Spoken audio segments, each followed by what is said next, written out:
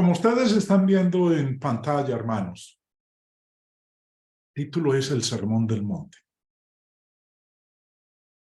Jesús vivió su vida mientras la ley de Moisés estaba en efecto. Enseñó muchas cosas que no estaban establecidas específicamente en esa ley mientras preparaba el camino para la ley de la fe, la perfecta ley, la de la libertad. A menudo el Señor expuso la falsedad de algunas de las interpretaciones tradicionales de la ley.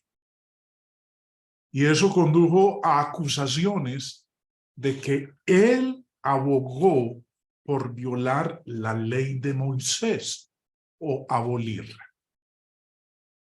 Jesús enseñó que los judíos debían respetar y obedecer la ley, pero que debían entenderla correctamente.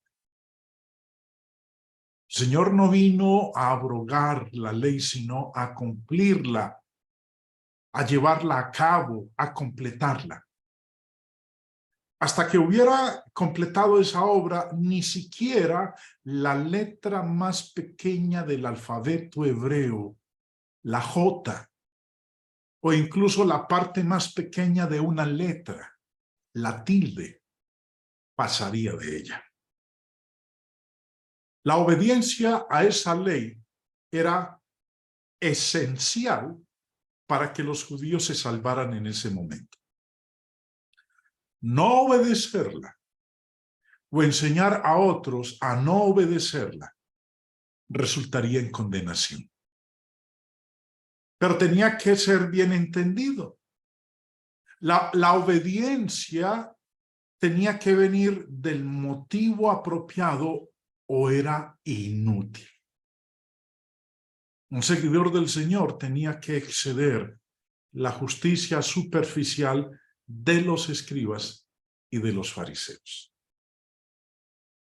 Quiero entonces invitarles, mis hermanos, a que en la lección de esta noche veamos lo que el Señor expone acerca de la ley y los profetas. Y en el Sermón del Monte cita lo siguiente en Mateo capítulo 5, versos 17 al 20. No penséis que he venido para abrogar la ley o los profetas. No he venido para abrogar, sino para cumplir. Porque de cierto os digo que hasta que pasen el cielo y la tierra, ni una jota ni una tilde pasará de la ley hasta que todo se haya cumplido. De manera que cualquiera que quebrante uno de estos mandamientos muy pequeños y así enseña a los hombres, muy pequeño será llamado en el reino de los cielos. Mas cualquiera que los haga y los enseñe, este será llamado grande en el reino de los cielos. Porque os digo que si vuestra justicia no fuere mayor que la de los escribas y fariseos, no entraréis en el reino de los cielos. Vamos entonces a considerar en detalle lo que el Señor expone en estos versos acerca de la ley y los profetas en el Sermón del Monte. Cuando habla de la ley o los profetas, ¿a qué se refiere con eso? ¿Se refiere simplemente a los 10 mandamientos? La referencia a los cielos y a la tierra prueba que la ley duraría mientras ellos permanezcan. Y también preguntarnos, ¿es el decálogo, los 10 mandamientos, la ley del reino de los cielos? El señor Barclay, en su comentario, nos dice lo siguiente. Los judíos usaban la expresión la ley de 4 maneras diferentes. La usaban con referencia a los 10 mandamientos, la usaban en relación con los 5 primeros libros de la Biblia, a los que llamamos Pentateuco, que quiere decir literalmente los 5 rollos, que eran para los judíos la ley por excelencia y con mucho la parte más importante de la Biblia. Usaban la frase, la ley y los profetas con el sentido de toda la escritura. La usaban como una descripción global de todo lo que llamamos el Antiguo Testamento. Y finalmente, la usaban con el sentido de ley de los escribas u oral. Entonces vemos aquí la aplicación que le daban los judíos a la expresión la ley. 4 maneras diferentes. Ahora, ¿qué dijo el Señor con respecto a su propósito por haber venido? Bueno, él dijo que vino a cumplir la ley. Los versículos 17 y 18 son fáciles de estudiar juntos y contienen un pensamiento principal. Cristo estaba aquí, Cristo vino a este mundo para enseñar y cumplir la ley.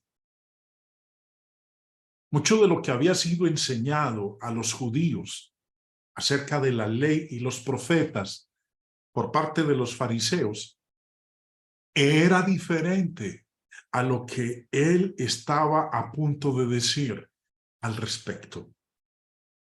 Mismo señor Barclay dice en su comentario: repetidas veces Jesús quebrantó lo que los judíos llamaban la ley. No cumplía el lavado de las manos que la ley establecía. Sanaba a los enfermos en sábado, aunque la ley prohibía tales sanidades. De hecho, fue condenado y crucificado como quebrantador de la ley. Y sin embargo, aquí parece hablar de la ley con una veneración y una reverencia que ningún rabino o fariseo podría superar. Puesto que él era nuevo en la escena, alguien podría empezar a pensar que estaba aquí para abrogar la ley, porque lo que dijo que era ley sonaba extraño a lo que decían los fariseos. Obviamente, alguien estaba abrogando la ley, pero no era Cristo. Jesús sabía lo que había en el hombre y podía ver la hipocresía de los escribas y de los fariseos.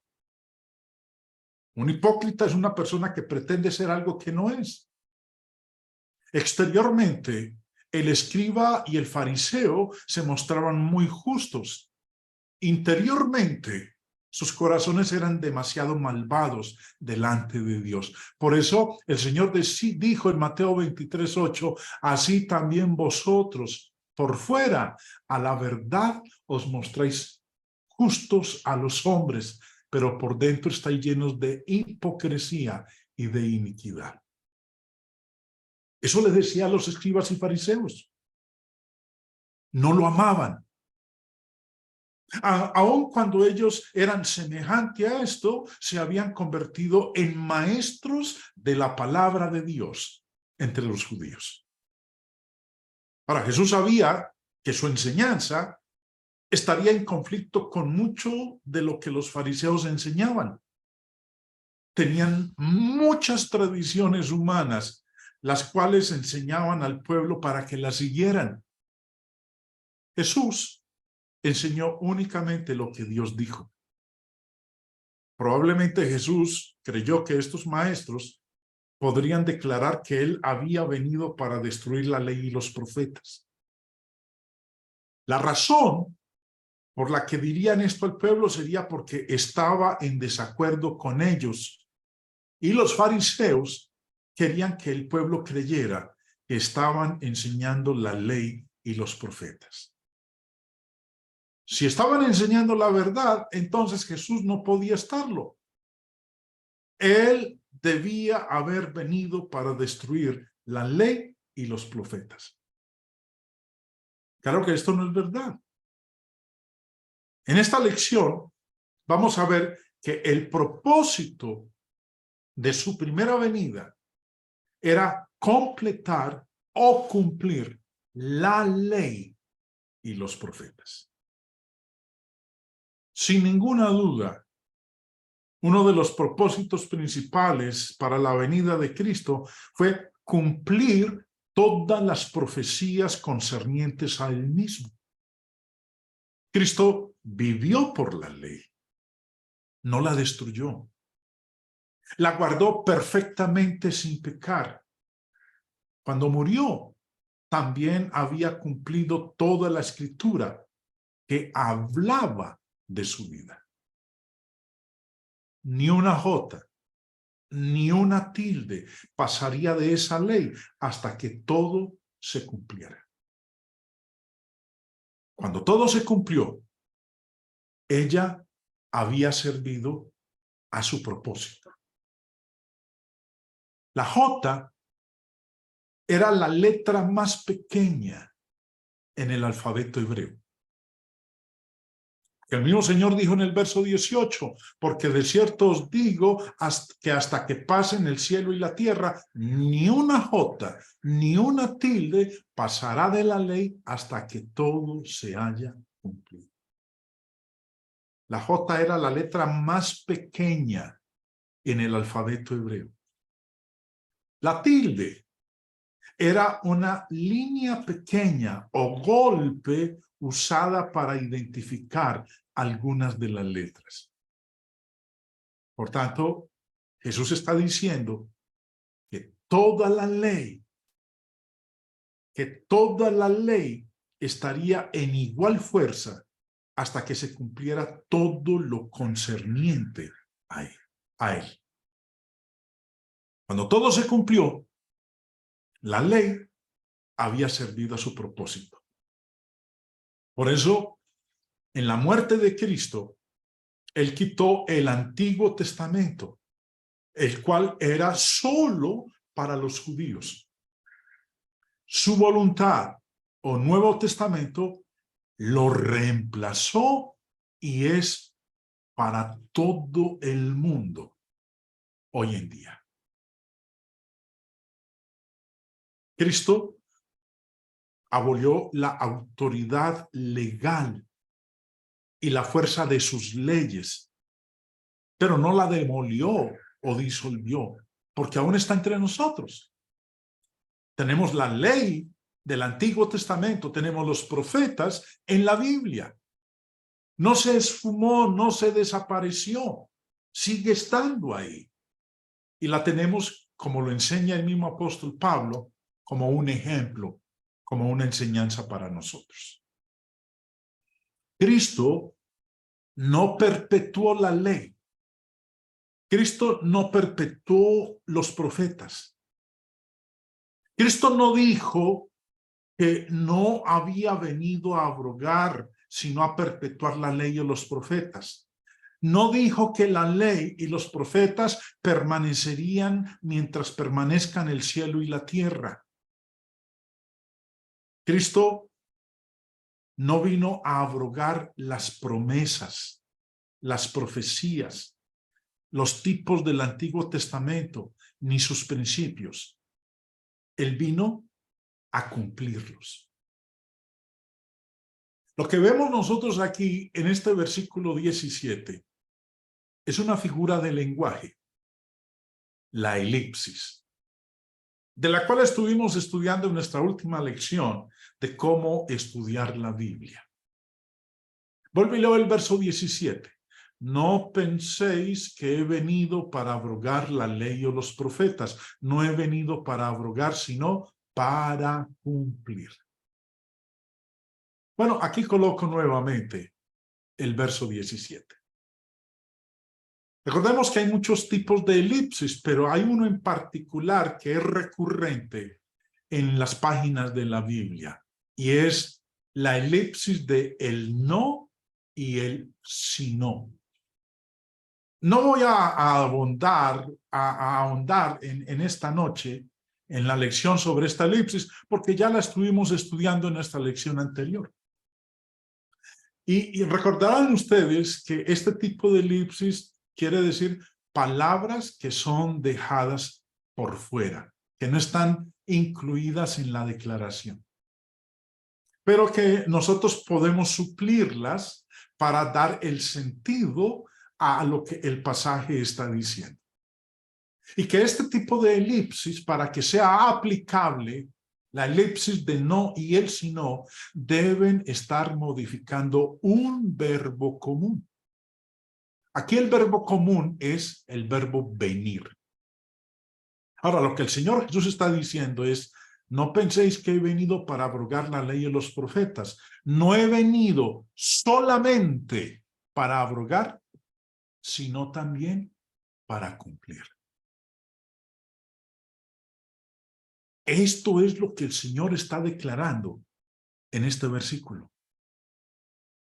Ustedes recordarán que en nuestra última lección vimos una serie de pasajes donde aparece esta misma elipsis, la del no y el sino. Ignorarla, el no entenderla, siempre ha llevado a entendimientos equivocados y a la creación de doctrinas que no están en la palabra de Dios. Cuando Cristo muere en la cruz, ¿qué pasa con la ley? La ley es quitada, la ley es abrogada, la ley es anulada. ¿Por qué? Porque ha sido cumplida toda. Ahora, en el verso 18, el Señor ha dicho, porque de cierto os digo que hasta que pasen el cielo y la tierra, ni una jota ni una tilde pasará de la ley hasta que todo se haya cumplido. Prestémosle atención a lo que dice este verso. Para armonizar lo que estamos leyendo aquí con el resto de el Nuevo Testamento, en este versículo hay una declaración que indica que Jesús no estaba diciendo que la ley duraría mientras permanezca en el cielo y la tierra. Jesús terminó la frase diciendo, hasta que todo se haya cumplido. Ahora, eso indicaba que cuando todas las cosas se cumplieran, la ley pasaría. Cristo dijo que nada de la ley, y en el contexto también está hablando de los profetas, pasaría hasta que todo se cumpliera. Si el Señor hubiera dicho, y presten la atención a lo que va a ocurrir en lo que vamos a ver a continuación, observe bien la pantalla, si el Señor solamente hubiera hablado hasta aquí, porque de cierto os digo que hasta que pasen el cielo y la tierra, ni una jota ni una tilde pasará de la ley. Ahí sí podríamos decir nosotros que lo que el Señor está diciendo es que la ley duraría hasta cuando este mundo se acabe. Porque de cierto os digo que hasta que pasen el cielo y la tierra, ni una jota ni una tilde pasará de la ley. Podríamos nosotros afirmar entonces que la ley sería perpetua, la ley sería permanente hasta cuando el Señor retorne por segunda vez, cuando esta creación va a ser finiquitada. Pero el verso no termina ahí. El verso termina en hasta que todo se haya cumplido. La ley duraría hasta que todo se haya cumplido. No está diciendo hasta que lleguemos al fin del mundo, hasta que este planeta sea destruido, sino hasta que todo se haya cumplido. Cristo no está enseñando en esta fase del Sermón del Monte de la perpetuidad de la ley y de los profetas. Está hablando de su permanencia temporal y es hasta que todo se haya cumplido. Él dijo, he venido para cumplir. Lucas capítulo 24 nos enseña al respecto. Cristo llevó a cabo todo lo que vino a hacer y cumplió toda la ley y los profetas. Podemos hacer lo que Cristo quiere que hagamos y permitir que nuestra justicia sea mayor que la de estos enemigos del Señor. Ahora, ¿cómo cumplió Cristo la ley y los profetas?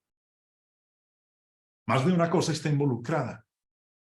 Pero, diciéndolo de manera breve, en Lucas 24, después de que Él resucita de entre los muertos, les dice a los que están con Él en el camino a Emaús.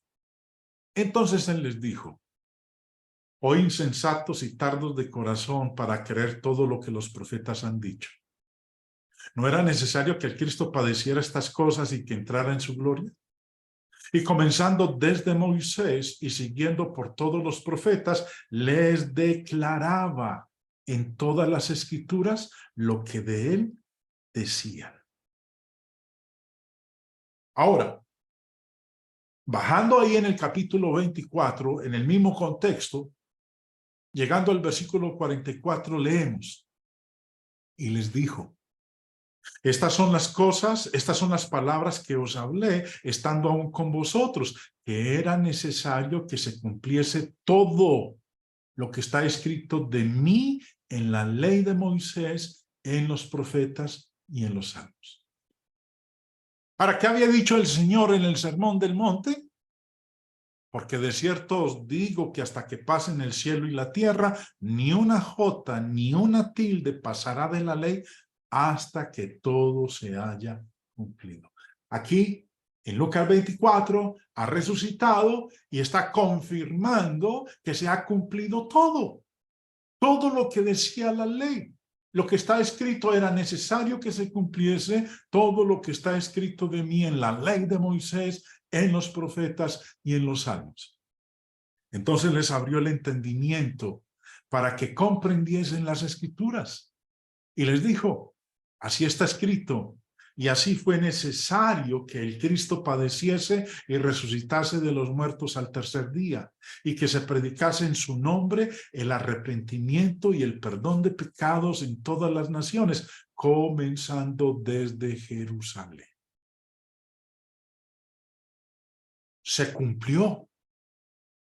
Con la muerte de Cristo en la cruz y con su resurrección, todo lo que decía la ley se había cumplido. Y hasta ahí había durado su autoridad, su obligatoriedad. Cuando él estaba en la cruz, leemos en Juan 19:30, al probar Jesús el vinagre, dijo: todo se ha cumplido. Luego inclinó la cabeza y entregó el espíritu. Jesús vino a cumplir la ley. Jesús la cumplió. La ley duró hasta que se cumplió todo lo que decía con respecto a él. Hoy día, la ley y los profetas no son ley para nosotros. Esa ley ha sido abrogada.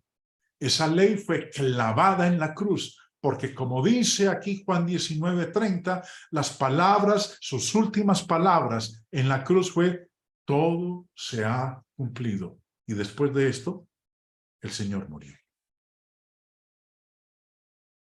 Verso 19. Jesús dice: de manera que cualquiera que quebrante uno de estos mandamientos muy pequeños, y así enseña a los hombres, muy pequeño será llamado en el reino de los cielos. Mas cualquiera que los haga y enseñe, este será llamado grande en el reino de los cielos. Este versículo es una descripción de una cosa que los fariseos y escribas habían hecho al Antiguo Testamento. Habían dividido las leyes en dos grupos. Preste atención. Habían dividido las leyes en dos grupos. Una, aquellas que eran de menor importancia y las consecuencias eran menores si eran quebrantados. Y dos, aquellas que eran más grandes y más importantes. Ahora, Jesús estaba enfatizando que los fariseos estaban equivocados en esto y que ni aún una jota o una tilde sería quitada de la ley hasta que fuera cumplida por él. Esto hizo que surgiera una pregunta con respecto a la justicia de los fariseos. Si estaban equivocados al hacer esto, podían estar equivocados en muchas cosas. Ahora, en este punto, Jesús ha tenido poco contacto con estos hombres, puesto que recién está empezando su ministerio, pero él sabe a qué son semejantes. Aquí Jesús no discute las cualidades de la justicia de ellos, sino que simplemente declara que eso se encuentra con la desaprobación de Dios. Lo único que uno tiene que hacer es ir a otros lugares en el Nuevo Testamento, en los Evangelios, para ver cómo es esta situación de ellos. Jesús dice en el verso 20, si vuestra justicia no fuere mayor que la de los escribas y fariseos, no entraréis en el reino de los cielos. Ahora, mire lo que dice en este verso. Dice que nuestra justicia debe ser mayor que la de los escribas y fariseos si queremos entrar al reino de los cielos.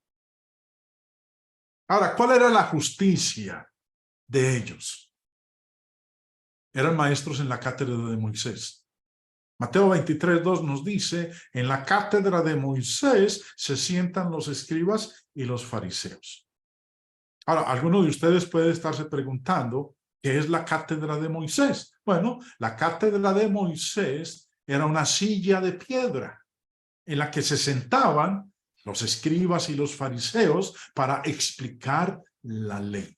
Esta es una fotografía de una silla de piedra en una sinagoga. Y es en lo que se basan para explicarnos a nosotros que a eso se refiere con la cátedra de Moisés. Entonces, los escribas y los fariseos, en su justicia, eran maestros en la cátedra de Moisés. Segundo, añadieron muchas tradiciones humanas. Mateo 15 dice, ¿por qué tus discípulos quebrantan la tradición de los ancianos? Porque no se lavan las manos cuando comen pan. Respondiendo él les dijo, ¿por qué también vosotros quebrantáis el mandamiento de Dios por vuestra tradición? Otra característica de la justicia de los fariseos es que enseñaban, pero no hacían. Dice Mateo 23:3, así que todo lo que os digan que guardéis, guardadlo y hacedlo. Mas no hagáis conforme a sus obras, porque dicen y no hacen. Ahora, otra característica de la justicia de los fariseos, que el Señor Jesús dice que nosotros debemos excederla, y es que lo que hacían era para que los demás los vieran. Dice el verso 5, antes hacen todas sus obras para ser vistos por los hombres, pues ensanchan sus filacterias y extienden los flecos de sus mantos. Y también, otra característica de la justicia de los fariseos es que estaban llenos de orgullo, de vanagloria. Dice en el verso 27, ay de vosotros escribas y fariseos hipócritas, porque sois semejantes a sepulcros blanqueados, que por fuera a la verdad se muestran hermosos, mas por dentro están llenos de huesos de muertos y de toda inmundicia. Esa era la justicia de los fariseos. Y el Señor dice que si nosotros queremos entrar al reino de los cielos, nuestra justicia debe ser mayor que la de ellos. Observemos algo más acerca de estos escribas y fariseos. Señor Barclay, y a continuación voy a leer varios apartes de su comentario, en donde nos muestra cómo eran estos escribas y fariseos. Y que el Señor Jesús dice que nosotros debemos excederlos en su justicia. Como trabajo, se clasificaron toda clase de cosas. Bueno, pero antes de eso, vamos a ver esta justicia en acción. La ley establecía que el día del sábado había de mantenerse santo y que no se podía hacer ningún trabajo en él. Ahora, eso es un gran principio. Pero los legalistas judíos tenían pasión por las definiciones. Así que preguntaron, ¿qué es un trabajo? Como trabajo se clasificaron toda clase de cosas. Por ejemplo, el llevar una carga el día del sábado era un trabajo, pero entonces había que definir qué era una carga. Para la ley de los escribas, una carga era comida equivalente al peso de un higo seco, vino suficiente para mezclarlo en una copa, bastante leche para un trago, la miel necesaria para poner en una herida, el aceite necesario para ungir un pequeño miembro, el agua necesaria para humedecer un colirio, el papel necesario para escribir un recibo de impuestos, tinta suficiente para escribir 2 letras del alfabeto, caña suficiente para hacer una pluma, y así hasta el infinito. Pasaban horas sin cuento discutiendo si un hombre podía o no mover una lámpara de un lado a otro en sábado. Si un sastre cometía un pecado, si salía con una aguja prendida en la solapa. Si una mujer podía usar un broche o una peluca, hasta si se podía llevar en sábado dentadura postiza o alguna prótesis. Si se podía coger en brazos a un niño el día sábado. Para ellos, estas cosas eran la esencia misma de la religión. Su religión era un legalismo de reglas y normas insignificantes. Escribir era un trabajo y por tanto prohibido el sábado. Pero había que definir escribir. Su definición decía, el que escribe 2 letras del alfabeto con la mano derecha o con la izquierda, de una clase o de 2 clases, tanto si se escriben con diferente tinta o en lenguas diferentes, es culpable. Aunque escriba 2 letras sin darse cuenta, es culpable. Las haya escrito con tinta o con pintura, con tiza roja o con vitriolo o cualquier cosa que deje una marca permanente. También el que escribe en 2 paredes que forman un ángulo o en 2 tabletas de su libro de cuentas para que se lean juntas, es culpable. Pero si uno escribe con un líquido oscuro, con zumo de fruta o en el polvo de la carretera o en arena o en cualquier cosa que no deje una marca permanente, no es culpable. Si escribe una letra en el suelo y otra en la pared de la casa o en 2 páginas de un libro que no se pueden leer juntas, no es culpable.